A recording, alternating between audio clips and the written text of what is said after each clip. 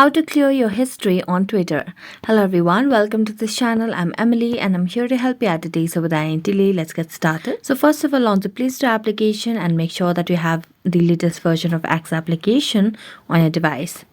As you can see on the screen, there is no option of update over here, which means we have the latest version of the X application.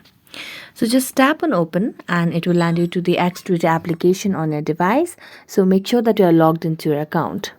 Now as you're logged into your account, tap on your profile at the top left corner and then tap on settings and privacy.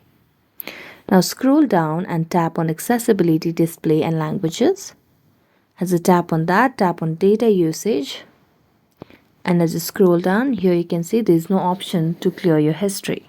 So go back and check if you have any such options on accessibility, and here as you can see there's no option as such. So while scrolling on the settings, you don't have any sort of features like clear your history on Twitter. So this might show you that the feature is not available right now. So that's it. Thank you so much for watching this video. See you next time.